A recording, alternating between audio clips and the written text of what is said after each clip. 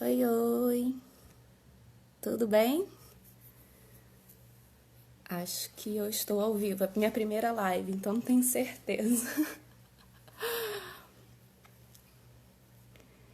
Oi, Fefa. Bom, a gente vai fazer uma live agora, que faz parte do projeto Araras. Eu vou chamar o Zeca para ficar aqui comigo.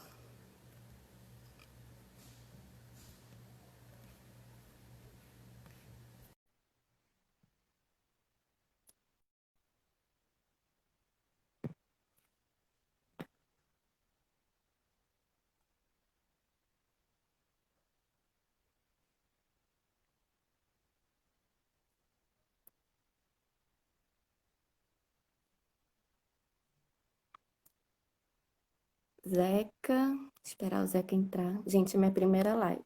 Eu tô aprendendo como mexe com isso daqui.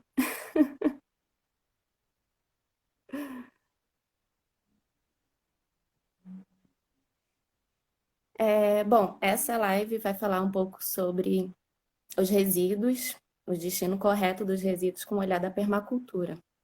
Então, a gente vai falar um pouco sobre compostagem, sobre ecotijolos, e essa live faz parte do Festival da Limpeza do Projeto Araras, do 21º edição do Festival Anual da Limpeza. E já está acontecendo o festival desde semana passada e vai até esse domingo. É um festival que desse ano a gente está fazendo online por causa da pandemia, por causa do Covid. Então a gente está fazendo essas lives online. E o Projeto Arara surgiu com um desses festivais em 2000. E, enfim, eu e o Zeca, a gente faz parte do Projeto Araras. E está sendo uma delícia participar disso tudo. Vamos ver aqui. O Zeca quase entrou. O que foi, meu lindo? Cadê você? Vou enviar novamente a solicitação aqui.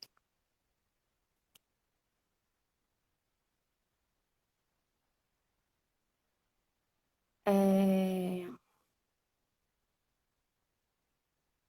Bom, o tema desse festival Agora, é... Oi, Zeca! estamos nos vendo. Tudo bem? Tudo bem? Maravilha. Bom, tem uma Já temos, galerinha o- aí já temos uma acompanhando. galerinha aí nos vendo, né? Podemos começar a falar coisas. Bom, eu já falei um pouco aqui sobre essa live fazer parte do Festival da Limpeza, Uhum. que esse ano está sendo online. Pois é, veja só.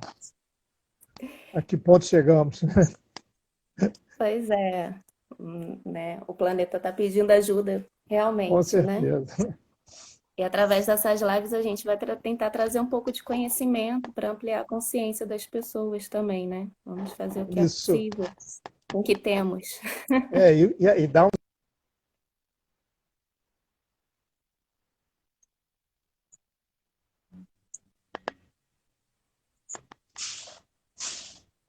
Verdade. Bom, é, eu vou me apresentar então, porque para quem não me conhece, né?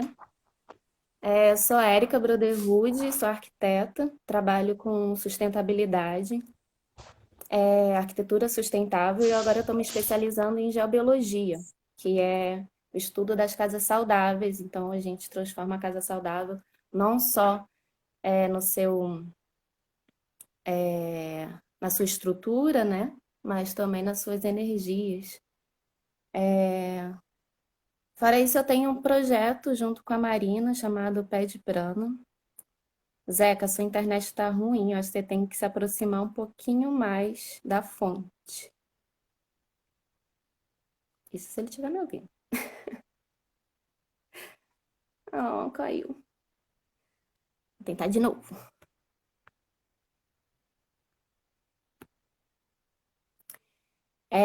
Bom, enfim, como eu estava falando, eu tenho projetos junto com a Marina. Zeca, eu acho que você vai ter que se aproximar um pouquinho mais da fonte, porque sua internet ficou ruim.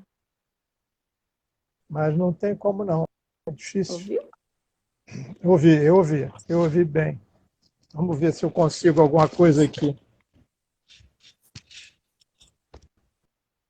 Então, o Pé de Prana é um centro de desenvolvimento humano permacultural, ou seja, é um lugar para ter vivências de autoconhecimento e conexão com a natureza. Então, a gente, nesse espaço que é aqui em Araras, Petrópolis, a gente vai fazer estamos fazendo vários cursos, como agrofloresta, yoga, meditação, bioconstrução. No momento a gente está meio parado por causa da pandemia, né? Então a gente fechou as portas para o isolamento social, mas estamos com projetos aí, como voltar com segurança, né? Respeitando o isolamento. Bom, acho que é isso. Você quer se apresentar, Zeca? Que a gente se Então, conhece ainda? primeiro, eu saber as pessoas estão ouvindo, porque eu já vi aqui mensagem de que eu não ouviram a minha voz. Então, alguém aí, por gentileza, confirma que está ouvindo. Nós estamos numa situação aqui bem precária, né, porque houve uma falta de luz muito forte aqui na região. Então, nós estamos com a internet improvisada, enfim, está meio complicado. Mas as pessoas estão me ouvindo? Alguém que esteja aí pode confirmar que está me ouvindo? Eu tô te ouvindo Enquanto a bem. gente espera, só. Hein? Diga, Eu tô te ouvindo. você está me ouvindo? Então tá bom, vamos em frente. É, Bom, meu nome é estão Zeca falando. Neiva, sou morador daqui há já uns bons 20 anos, já ando aqui pela área há uns 30 anos talvez. E a minha formação básica é meteorologia, eu sou meteorologista de formação e agora me dedico, meu grande hobby aqui é a observação de pássaros. E essa observação de pássaros me levou a aprofundar minha ligação com a natureza. Então, hoje nós estamos bastante ligados com a natureza e todas essas questões que nos envolvem de uma maneira mais ampla me interessam diretamente e me afetam também, né? Quer dizer, em suma, é isso que a gente pode começar a conversar. Mas uma coisa curiosa, né? Eu queria perguntar para a Érica, esse slogan, esse o mote do nosso festival esse ano é Reflorestando a Vida, né? O que a gente entende de Sim. reflorestando a vida, Érica? Pois é, né? Eu acho que é nos nutrir novamente, né? Reolhar para esse lugar de que o planeta está precisando tanto de ajuda. E a vida é ciclos, né? A vida não é linear. A gente extrai da terra, mas a gente tem que devolver ela para o ciclo. Então, o mundo está gritando dessa forma porque a gente tira e depois joga fora, só que não existe esse fora, né? A gente tem que colocar de volta no ciclo. E é o que a gente estava conversando um dia, a gente tem que aprender com as outras culturas, com as culturas ancestrais. Reaprender, na verdade, né? Isso. Então, quando a gente entende que a vida é um ciclo, as relações são um ciclo, que não existe fora, que a gente tem que colocar esse lixo novamente no ciclo, você refloresta a vida, você refloresta as florestas, né? Você respeita as relações. Acho que é um pouco disso, né? Eu acho que é uma mensagem bastante otimista, né? Dizendo que a gente ainda acredita que pode reflorestar o que virou um deserto, né? Que é a vida da gente de uma maneira mais ampla, falando do planeta e tudo, né? É muito interessante. E acho que você tocou no ponto essencial aí, que é ciclo, né? Eu acho que tudo que a gente faz aqui retorna para aqui mesmo. A gente não pode pegar o lixo daqui e levar para Marte, por exemplo. Isso não existe. Então a gente tem que dar o nosso jeito, né? Aqui. E aí isso me remete a dois pensamentos que também você tocou aí, que são os conhecimentos dos povos ancestrais, né? E eu começaria lembrando a história da África do Sul, né? que é um outro assim, um slogan que veio muito forte com o bispo, o Edmundo, como é que é o nome dele? Com que é esse conceito que ele chama de Ubuntu. Né? O Ubuntu é eu sou porque você é, nós somos porque você é e eu sou. Ou seja, é um chamamento ao trabalho comunitário. Né? Quer dizer, a gente só existe com o outro presente, com o outro próximo. Tá? Se eu fizer o bem a você, eu recebo bem e vice-versa. Se eu fizer mal a você, eu recebo mal. Isso me lembra um pouquinho, né? Eu acho que o Tom Jobim se adiantou nessa história, né? Porque o Tom Jobim já falou lá que o fundamental é mesmo, né? É impossível viver sozinho, né? Então já Exato. veio o Tom mais uma vez, né? Porque ele já tem outro. Né? Fazer um parênteses aqui no Tom, o Tom merece parênteses de todos. Um parênteses do Tom é que ele disse que o fósforo, para fins de queima, de uma maneira geral, era uma arma tão perigosa, e ele estava se referindo às queimadas, né? Ele era uma arma tão perigosa que as pessoas deveriam precisar ter porte de fósforo. Da mesma maneira que você teria um porte de arma, você precisaria ter um porte de fósforo para. Mas voltando aqui ao que interessa. Então tem esse conceito do Ubuntu.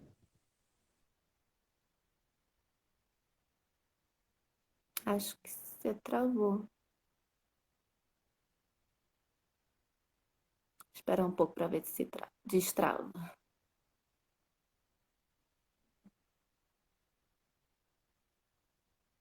Estou vendo a Luísa aqui. Oi, Luísa, pronto, estamos aqui. Então, eu estava falando do outro conceito, que é o conceito dos povos originários da América, que é o bem viver. Né? Bem viver é uma coisa extremamente interessante, porque, primeiro, é uma tradução que é do buen vivir do espanhol, que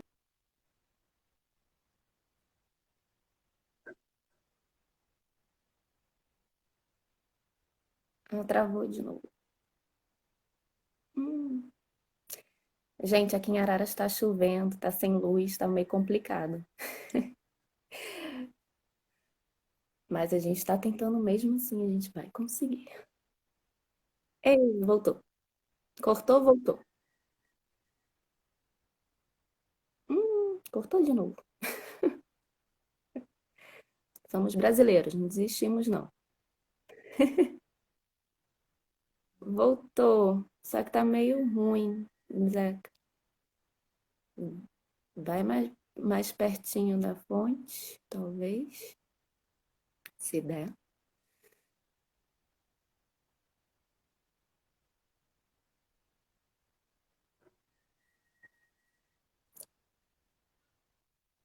Voltou. voltamos. Voltamos. Eu não sei onde eu perdi aqui. Eu estava falando do bem viver, vou recomeçar aqui. E bem viver, você parou Então, aí. eu fazendo Tá esse. meio ruim da sua internet. Você consegue chegar mais perto? Não, eu acho que agora estou no limite aqui, não tem mais como. Mas, enfim, vamos torcer para que Tá bem. funcione aqui, para que o sinal chegue bem aqui. Você está falando, então, desse conceito do bem viver, que ele tem esse primeiro aspecto de que um convite às pessoas a viverem uma vida comum, quer dizer, mais uma vez, uma vida em comunidade, né?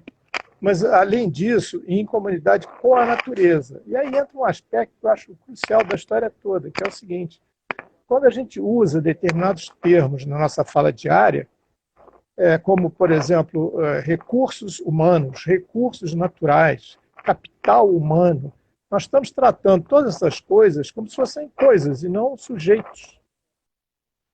Uhum.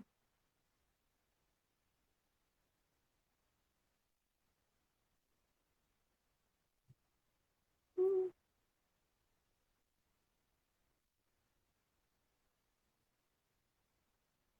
Esperar para ver se volta.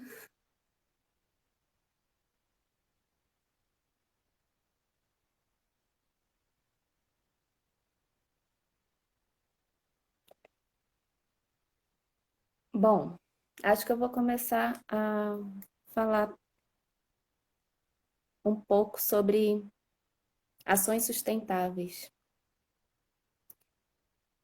porque o Zeca tá conectando. Ai, chegou a sair. Deixa eu ver se eu coloco ele de volta aqui. Bom, o que eu queria falar também um pouco é sobre a nossa responsabilidade quando a gente compra alguma coisa. Entender sobre os ciclos significa entender que quando você compra alguma coisa, você não compra só o produto. Você compra não só o conteúdo, você compra tudo. Você compra a embalagem. Então, você é responsável por tudo. Então, vamos dizer que você comprou um chá. Você não comprou só as folhinhas que vai fazer o seu chá. Você comprou tudo, inclusive esse papel.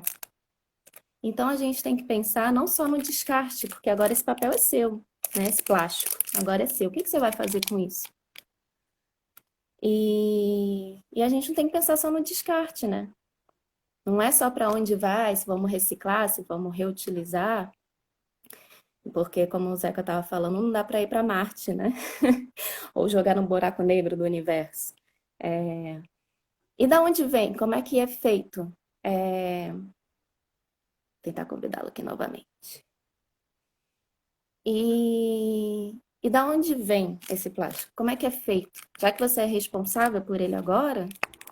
Oi, Zeca, eu estou falando um pouco sobre o Eu estou processo, ouvindo você. Eu tá? que fiquei fora aqui agora.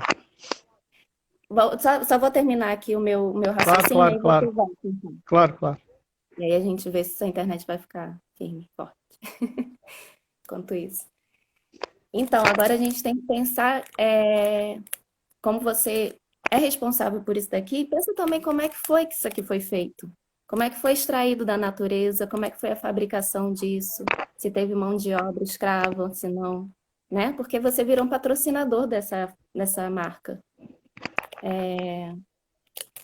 Então, eu acho que agora a gente tem que pensar nesse ciclo todo, no processo, desde quando sai, porque isso é ser sustentável, não é só pensar no descarte, é desde quando sai da natureza até você devolver para a natureza e continuar esse ciclo. Acho que é isso, Zeca. Então, eu queria retomar o que eu estava falando antes, que é essa noção do bem viver, né? Que envolve uma parte que é a mesma coisa lá do que se diz na África do Sul, que é o Ubuntu, né, que é a vida em comunidade, mas que ela estende essa noção de vida em comunidade para a vida na natureza. E realmente, profundamente, entendendo essa história que a gente fala, nós estamos convencidos que nós somos parte da natureza, nós estamos integrados na natureza. Mas a gente se trai o tempo todo, mostrando que na vida real não é assim. A gente continua afastado da natureza. É afastado em que sentido? Então, eu estava dando exemplo. Quando você fala, por exemplo, em recursos naturais, a gente fala em capital humano, recursos humanos, eu estou falando em coisas e não em seres. Mas no que você estende essa noção para os seres, e aí eu faço aqui um parêntese para fazer uma analogia. Quando a escravatura, a colonização usou a escravatura para a escravidão, né, para se capitalizar, para, enfim, gerar rendimentos, o que justifica.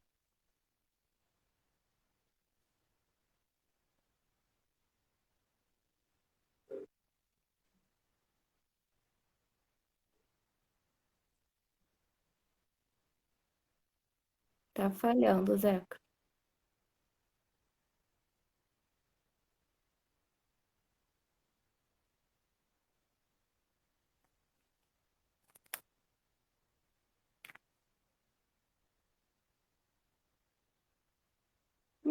Conectando.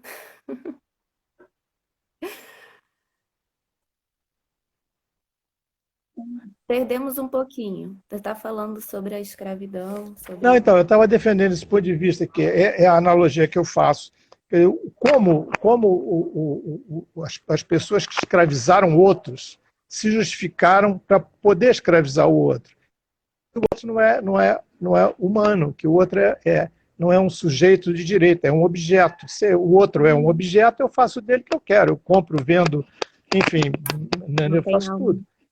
A gente pode, deve, a gente tem que levar essa noção para as partes da natureza. Quando a gente diz que a gente é parte da natureza, sim, a gente tem que encarar todos os seres vivos como sujeitos de direito, não objetos. Eu não posso impunemente tirar as coisas e matar, etc. Nós estamos vendo seguidamente exemplos disso, né? Talvez fugindo um pouquinho aqui do roteiro, mas só lembrando a quantidade de impactos ambientais que nós tivemos nos últimos 2 anos. Nós estamos falando de Brumadinho e Mariana, nós estamos falando dos manguezais, desde o Maranhão até a Bahia, que foram afetados pelo derramamento de óleo no oceano.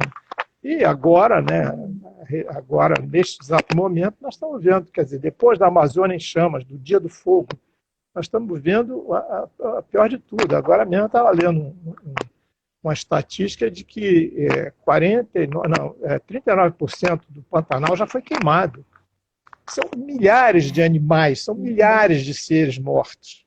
Entendeu?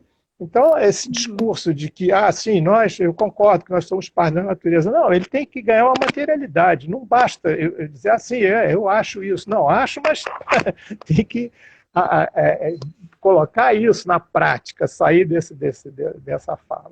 Bom, por que eu acho que isso é importante? Porque a Érica mencionou ciclo, várias vezes a gente falou em ciclo. E aqui eu adianto a conclusão, né?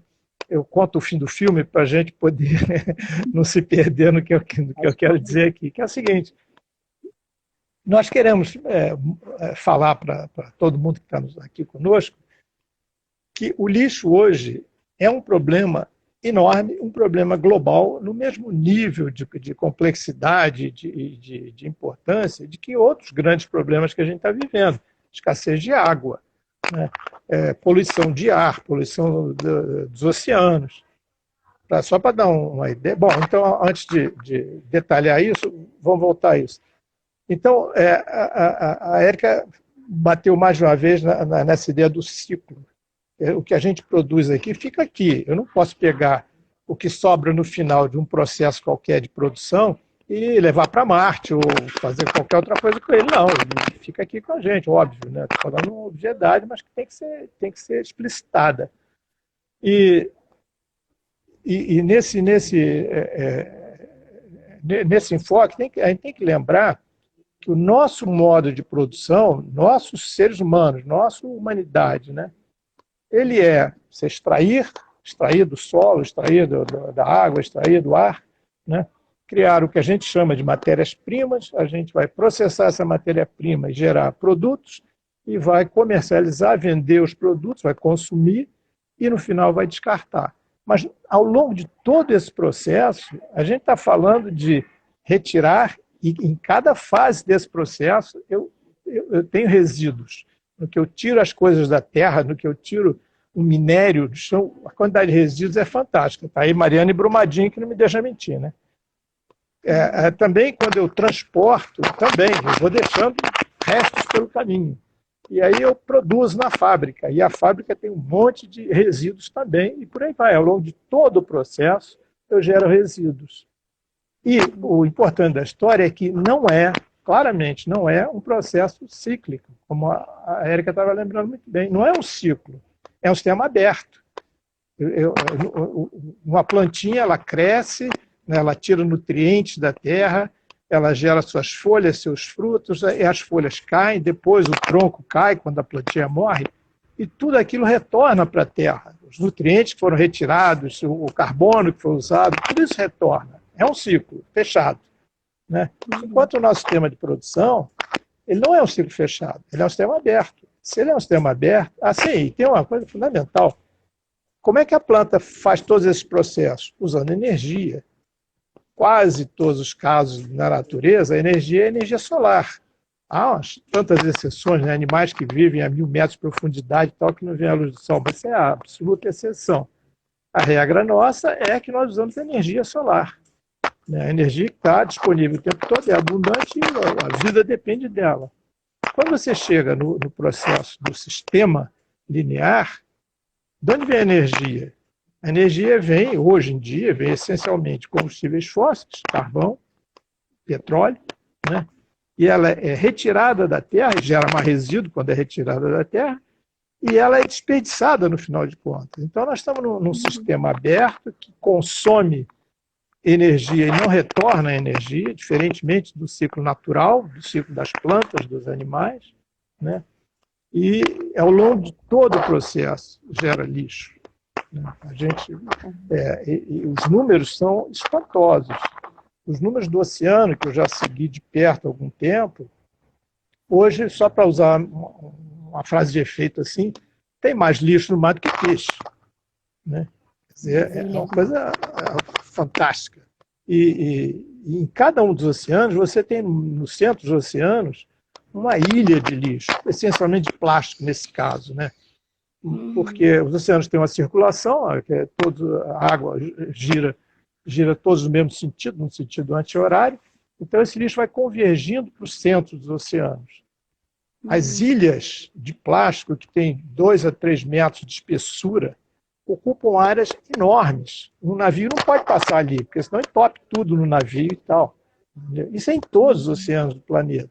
Então nós estamos chegando realmente num ponto limite. Esse é que é o ponto.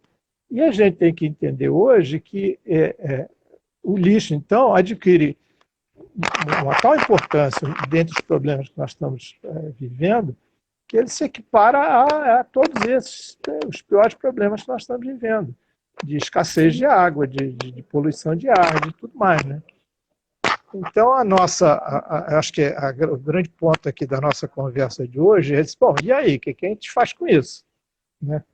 E a Érica, então, nos conta sobre permacultura, essencialmente, né? Eu acho que esse é o primeiro ponto mais interessante que a gente pode ouvir, né, Érica?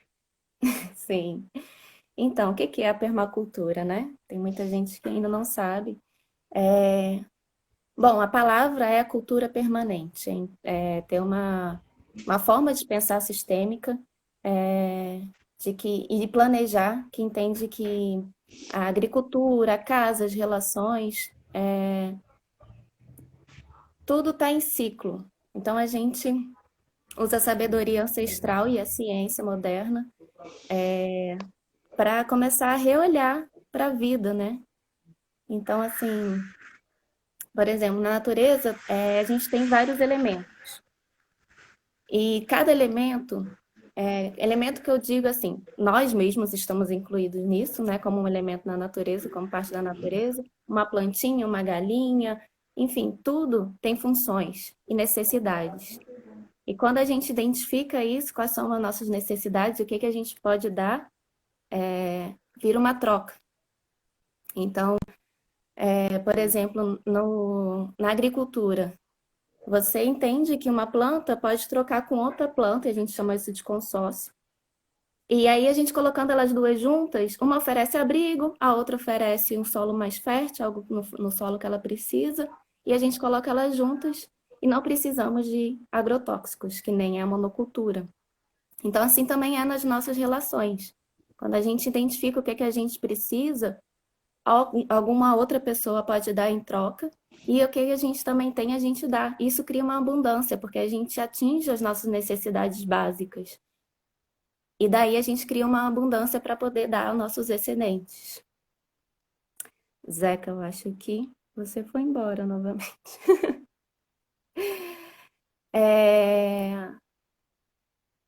Bom, nisso tudo a gente gira uma qualidade de vida. Então, a gente entende que a gente não precisa ter esse processo linear, né? Esse processo aberto. Mais uma vez, a coisa dos ciclos. A gente dá aqui, recebe lá, o de lá dá para o outro, sabe? E assim vai no trabalho, vai na economia solidária, vai... A gente transforma o sistema em sinérgico, né?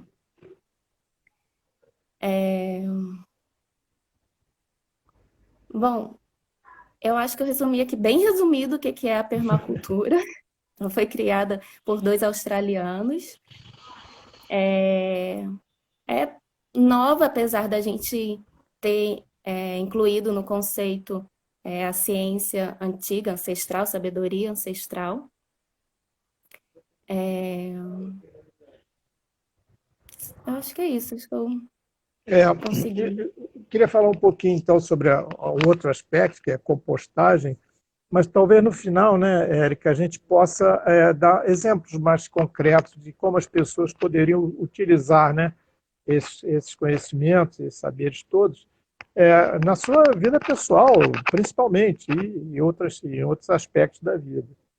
Então, retornando à questão do lixo, né, quando você olha estatísticas assim, boas, concretas e tudo, existe uma associação brasileira de empresas de coleta e limpeza e, e coisas especiais, não me lembro, o nome é enorme, a sigla é ABRELP.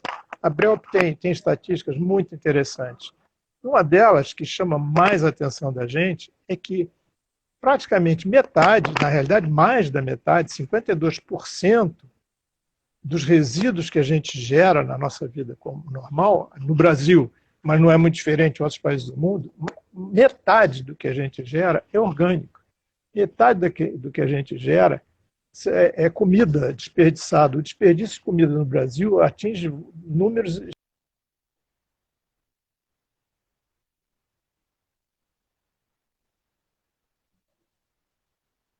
Tá falhando, Zeca.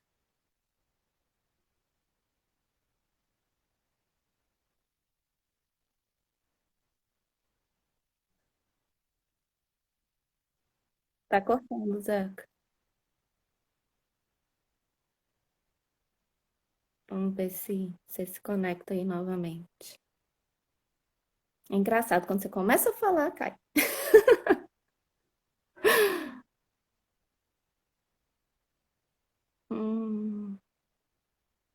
Desperdício dos alimentos orgânicos.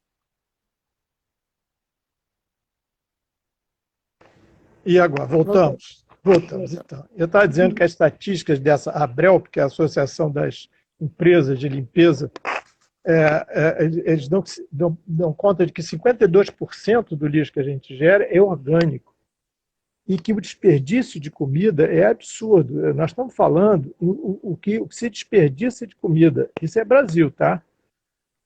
Poderia alimentar 19 milhões de pessoas. Os números são assim, desse tamanho, são coisas espantosas. Mas então, se você 50% do lixo é orgânico e você tem maneiras de evitar jogar fora essa parte orgânica, significa reduzir o lixo pela metade. Entendeu? É um número espantoso. O outro, quer dizer, o outro que vai junto, nós vamos tratar dele agora, mas 25% é a embalagem. Se a gente tratasse da parte orgânica e das embalagens, nós reduziríamos o lixo a 25% do que é hoje. Esses são os números concretos da Abrel. Muito bem. Aí o que você faz com a parte orgânica, né? A parte orgânica, ela é viva. Lembrando, mais uma vez, a Érica repete para nós que nós vivemos em ciclos. Então, essa parte orgânica, ela é apenas parte de um ciclo que essa pode retornar.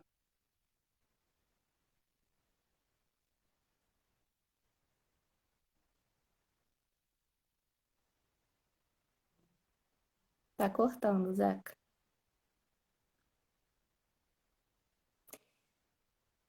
E além desse orgânico poder retornar, você também pode utilizar coisas que você jogaria no lixo. Por exemplo, a casca de banana, dá para fazer refogadinho, uma delícia. Já reduz bastante, né? Então, mas eu acho que nós perdemos um pedacinho aí, antes do refogadinho.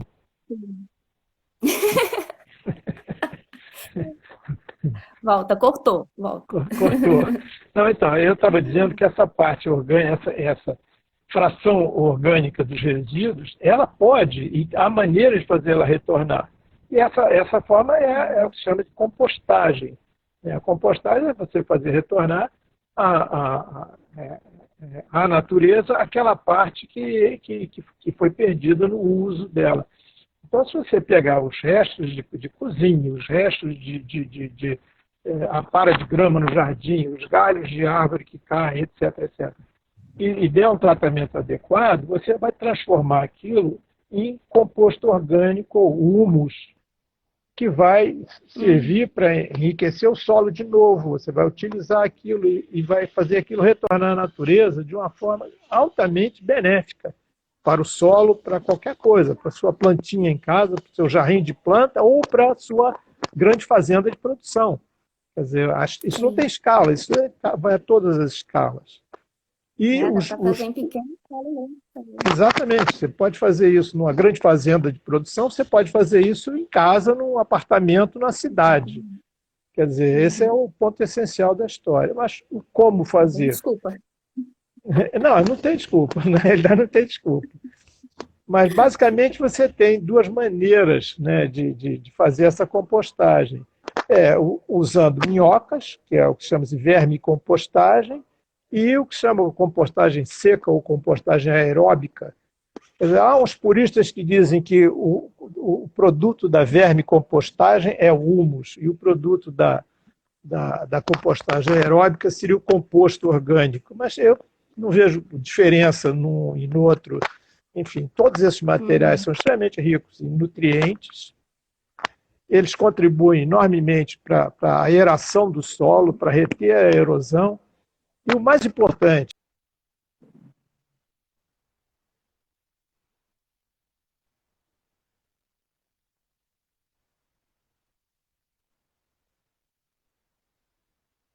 Tá cortando, Zé. A Luísa aqui está até dizendo que aprendeu a fazer compostagem e o lixo dela reduziu em 70%. É muito, né, Luísa? É impressionante. É bom ter esses dados, porque as pessoas não têm noção. Fala, Zeca, voltamos. bom, eu não sei agora onde é que se perdeu aqui. Eu estava dizendo que no que se faz o humus ou o composto orgânico, você gera um produto que é extremamente benéfico para si mesmo, para quem está produzindo esse chorume, e benéfico como? Você vai usar isso desde do jarro de planta em casa ou numa grande produção agrícola no campo, né? Porque você vai retornar ao solo nutrientes, vai fazer com que o solo seja aerado, né? Quer dizer, as plantas podem utilizar o oxigênio e o carbono do solo melhor, né? E vai proteger o solo de erosão. E, principalmente, E é vai tão evitar rico que toda você tem que essa... diluir. Perdão? Fala, desculpa. Esse líquido que sai da composteira é tão rico que você tem que diluir ele, que senão Com você mata a planta, certeza, porque é muito. exatamente, exatamente. Agora, se você pegar essa matéria orgânica e jogar no lixão, esse líquido que vai sair, o chamado chorume, ele vai contaminar, ele é altamente venenoso, vai contaminar o lençol freático. Está abaixo de você, vai contaminar as águas. Então, ao mesmo tempo que você gera benefícios com o composto, você evita malefícios. Porque você vai evitar também que a decompostagem natural de um produto no lixão vai atrair vetores, vai atrair ratos, urubus e, enfim, vários animais que vão ser vetores de doenças. Então, essa produção é extremamente interessante. O bom da história toda é que, como nós já dissemos antes, você pode fazer isso em casa. Você pode e deve, né? Porque com isso você estará reduzindo enormemente a parcela de resíduos que você joga fora todo dia. A gente joga fora mais de 1 quilo de resíduos por dia no Brasil. Mais de 1 quilo por dia por pessoa. Quer dizer, é um número extremamente alto, né? Então, você produzir o composto orgânico é uma coisa importantíssima. Você vai reduzir o lixo pela metade, simplesmente, para começar, né? Pode reduzir pela metade. E essas são as vantagens e tudo mais. Agora, lembra que eu falei um pouquinho antes, né? Que seria bom a gente passar para as pessoas também uma ideia de como é que essas coisas podem ser feitas, qual é a prática disso, né? Aí eu perguntaria, Érica, e a prática da permacultura, como é que seria? Então, uma delas é a composteira, né? Outra coisa que eu aprendi, porque eu viajei para alguns lugares centros de permacultura, e eu aprendi isso quando eu fui para Piracanga, que é o ecotijolo. Não sei se já ouviram falar, tá? Eu trouxe um aqui, é feito na garrafa PET. Isso daqui, gente, é umas 3 semanas, tá? 3 semanas de lixo que não foi para o aterro. A gente pega esse saquinho do chá ou qualquer lixo que não é reciclado, porque nem todo lixo é reciclado, mais que você coloque lá na sua seleta, eita, Coleta seletiva. obrigada, embolou tudo aqui. Nem tudo vai ser reciclado pelas cooperativas. Então é interessante você colocar aqui dentro. Essa aqui já está hiper cheia, não tem como eu colocar mais. E aí você vem com algum socador. Nesse caso aqui, eu peguei um espanador de pó que estava lá em casa, que as penas ficaram. E aí reaproveitei, mas pode ser um vergalhão, um pedaço de bambu, melhor ainda se for bambu, mais sustentável. E aí você vai socando bastante todo lixo, todo resíduo, para ficar bem durinho. Isso daqui, gente, depois eles viram um tijolo para fazer paredes. É, quem diria, né? Mas se eu não quiser fazer parede, dá para fazer puff, dá para fazer móveis, dá para fazer várias coisas. Lá no Pé de Prana a gente tem alguns puffs feitos disso. A gente pega algumas garrafas, prende, depois coloca uma espuminha por cima e faz uma capinha de crochê, uma capinha de pano, qualquer coisa, assim. Fica uma graça. Lá no Instagram do Pé de Prana tem um vídeo mostrando como faz esses ecotijolos e o tanto que eles reduzem a quantidade de resíduos sólidos que vão para os aterros, resíduos inorgânicos que vai para os aterros. Isso é uma das ideias, claro, que se pode fazer com lixo. Tem a teoria dos 3 R's, que na verdade atualmente já é muito mais que 3 R's, são os R's da sustentabilidade. Começou com 3, reduzir, reciclar e reutilizar, né? Quando você começa a olhar para as coisas entendendo que você é responsável por elas, né? Por aquela embalagem, por aquela roupa que você não usa mais, você pensa se você pode reutilizar de uma outra forma ou reduzir, de repente você não precisa de tanta coisa, e aí entra a consciência do consumo, né? Consumo consciente e a prática do minimalismo, que algumas pessoas já têm. Então, entender que você não precisa de tanto, entender tanto que você está extraindo do meio ambiente, então você reduz aí, e você reutiliza algumas coisas que, de repente, uma camisa que ia ser jogada fora pode virar uma outra coisa, né? Pode virar uma jaqueta, pode virar até uma bolsa para doação, enfim, para dar de presente. Nossa, lá em casa a minha mãe é artista plástica, né? Ela é ceramista. Então, lá em casa, a quantidade de coisas que a gente recicla, a gente refaz, né? Reutiliza, é impressionante. Zeca voltou. Estamos de volta. Então, assim, esses são um dos recursos, né? A bioconstrução também é uma das coisas, você olhar para o que você tem em volta para construir a sua casa, construir o design, a decoração da sua casa, porque, como você disse mais cedo, Zeca, quando a gente compra uma coisa lá longe, só no transporte já tem resíduo sendo, né, gerado. Então, quando você olha as coisas que tem em volta, você começa a apoiar a compra local dos produtores, pequenos produtores locais, sabe? Você desenvolve a economia local ali e você reduz o impacto ambiental do transporte, né? Por isso que a permacultura não se limita só à agricultura. Ela é uma forma de pensar em vários ciclos, né? Como ela entende que nós somos parte da natureza, e como você disse, a natureza não são objetos, não são coisas, elas são seres, são elementos que trazem benefícios, né?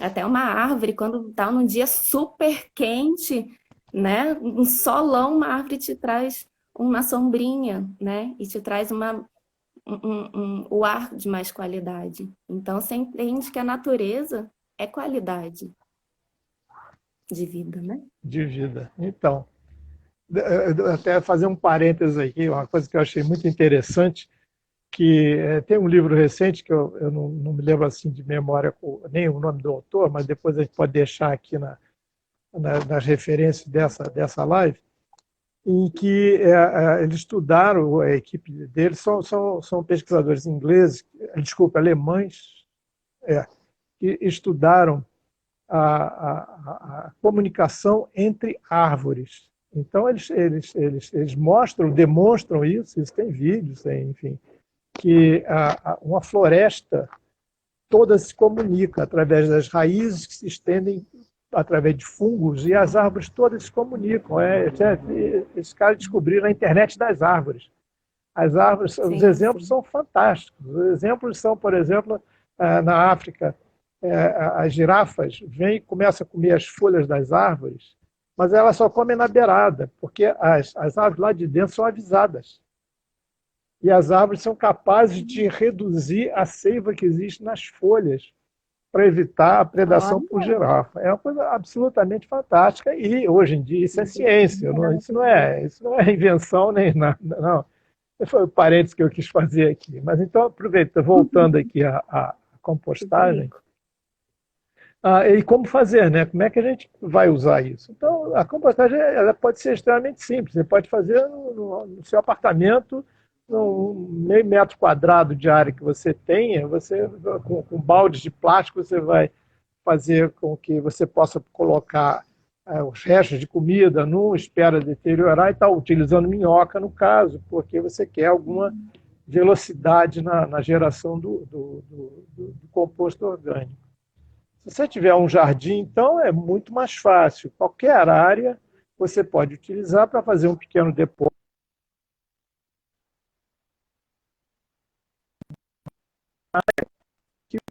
A parte orgânica é colocada ali.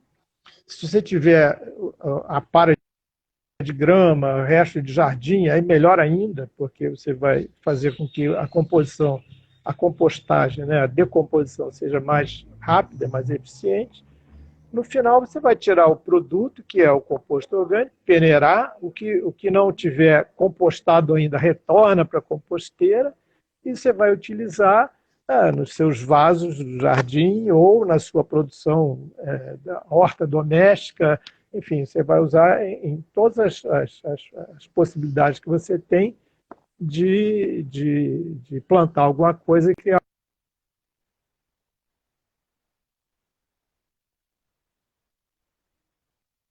Tá cortando, Zeca.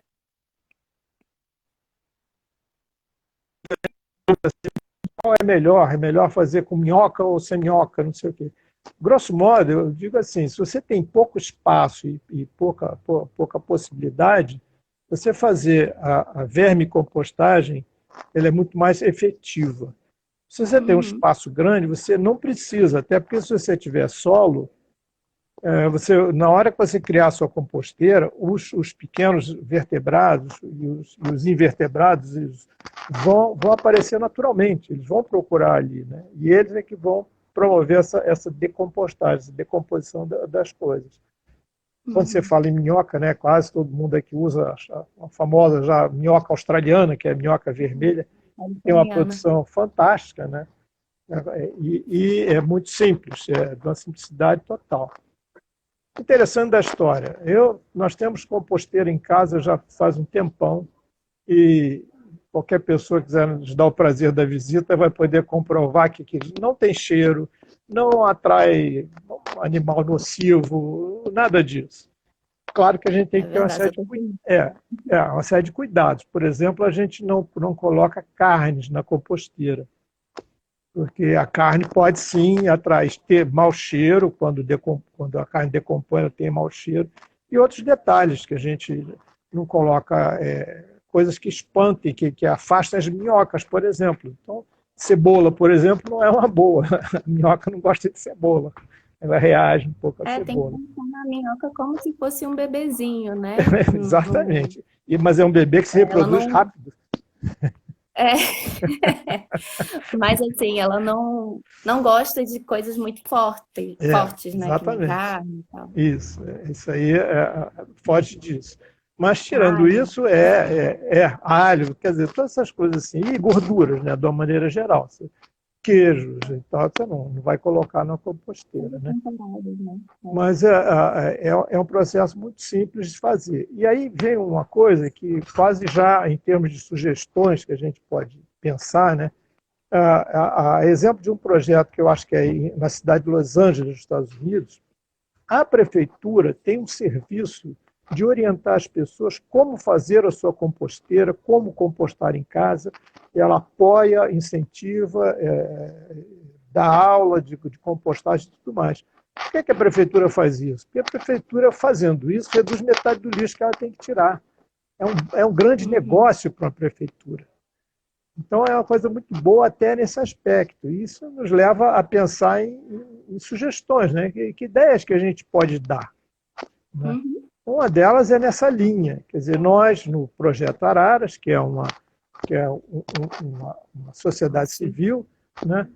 O ECIP, nós podemos também fazer projetos nessa linha, né, de ajudar as pessoas a fazer suas compostagens individuais, as compostagens domésticas. Mas aí vem uma coisa que eu achei muito curiosa, né? Coloco aqui para vocês todos, para nós todos aqui de Petrópolis, que é o seguinte: eu ouvi dizer que no Rio de Janeiro são 18 candidatos a prefeito, em Petrópolis são 13. E os pré-candidatos a vereador são 736.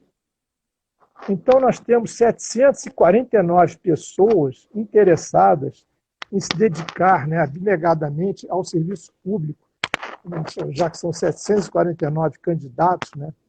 E esses candidatos todos, então, podiam adotar esse compromisso conosco, né, com a população daqui agora, de uma vez eleitos, incentivarem essa compostagem, e com isso a gente vai reduzir o lixo tremendamente, vai trazer inúmeros outros benefícios, né? E fica aqui, então, uma proposta para que esses nossos 749 cidadãos entendam a importância do que nós estamos falando e façam alguma coisa com isso, né? Sim. Levar essa extensão para as escolas também, Nas né? escolas, com certeza, quer dizer, você pode, as Imagina. escolas que têm as escolas que alimentam as crianças, que têm enfim, restaurantes na escola e tudo mais, cantina, podem também Uhum. praticar a compostagem direta e agregaria um fator educativo muito bom, né? Uhum. Mas eu estou olhando aqui o meu relógio, Érica, eu acho que a gente está quase chegando no final da nossa Sim, conversa. faltam 7 minutos, mais ou menos. Ah, é? Que beleza. Então ainda podemos falar mais, né? Tá vendo? Passa rápido, né? Passa rápido. Não, uma Vamos coisa fazer mais. interessante, então, para agregar, é que nós falamos da compostagem, praticamente o nosso foco aqui foi a compostagem doméstica, né? Sim. Mas existem outras coisas, existe uma biocompostagem, existe quer dizer, uma prefeitura, por exemplo, poderia fazer uma biocompostagem.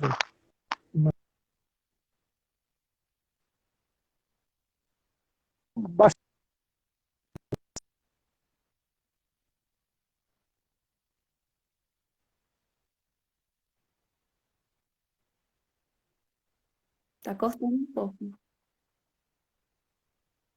Tá cortando um pouco, Zeca. Acho que agora você tá se conectando aí.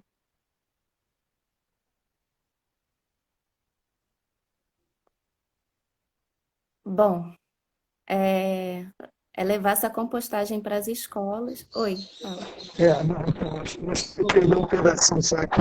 Olha, eu estava dizendo, existem outras formas de compostagem, mas pela complexidade dela comparativamente à simplicidade da compostagem doméstica, ela não tem nem sentido enquanto a gente não fizer a primeira delas, que é a compostagem doméstica, né? E esse aqui é Aham. o ponto aí. Tá cortando, Zeca.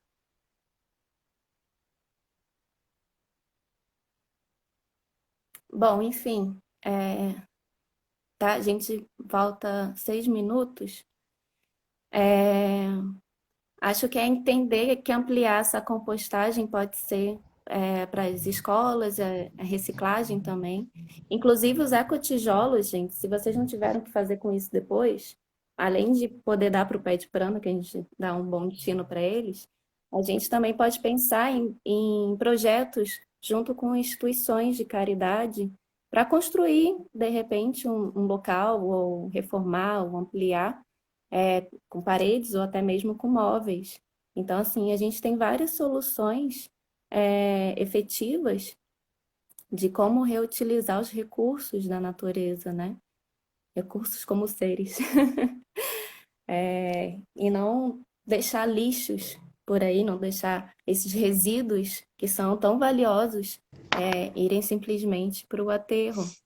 Se a gente colocar cada um no seu lugar certo dentro do ciclo, a gente cuida bastante do planeta e o planeta vai nos responder em troca também, cuidando da gente com bastante abundância, né?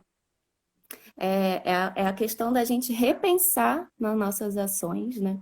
Repensar nos nossos conceitos para poder ampliar nossa consciência e mudar as nossas ações. Isso só vai ter um impacto muito positivo, né? Ok, Érica. Zé, Enfim, voltou? voltei. Eu estava ouvindo você aqui caladinho, mas estava ouvindo. Não, então, essas são as ideias, essas são as sugestões que a gente pode dar. Né? Ficamos otimistas com essa postura de reflorestando a vida, mostrando formas de possibilitar que isso se torne realidade, né? E eu acho que um ponto fundamental, mas absolutamente crucial da história toda é a gente entender aquela história toda de nós somos parte da natureza. O discurso é bonito. A prática desse discurso tem que ser nós entendermos que os seres vivos têm que ser sujeitos de direito e não simples objetos de direito. Quer dizer, esse é que eu acho que é o ponto essencial, porque isso é que leva a que a gente possa reagir a essa forma de produção nossa, né, de um ciclo aberto, que não é um ciclo, na realidade, porque não volta, né, não é um ciclo, quase que uma linha reta, uma flecha para nada. Né? Exatamente. Esses que são os pontos essenciais, eu acho, das nossas reflexões de hoje. Sim. Bom, é isso. Vamos encerrar antes, porque parece que senão a gente perde aqui a live. Isso, Precisamos salvar. Isso. Então, assim, essa live vai ficar salva no Projeto Araras OCIP, no Instagram. E quem quiser acessar depois, a gente vai ficar muito feliz. Tem muito conteúdo aqui, muito conhecimento, e vai trazer só frutos positivos, né? Para a gente, para o nosso planeta. É isso, Zeca. Obrigada. Obrigada a todo mundo que participou aqui com a gente. Obrigada pelos comentários. Essa é nossa primeira live, então, assim, a gente está aprendendo como usa aqui. Desculpa não ter lido todos os comentários, mas foi muito gratificante. Tá bom? Então, ok. Boa tarde para todos. Boa tarde, muito obrigado a todos. E estamos disponíveis. Sempre procurem quando pudermos discutir essas questões e falar mais delas. Verdade. Um abraço a todos. Beijo. Tchau. Tchau.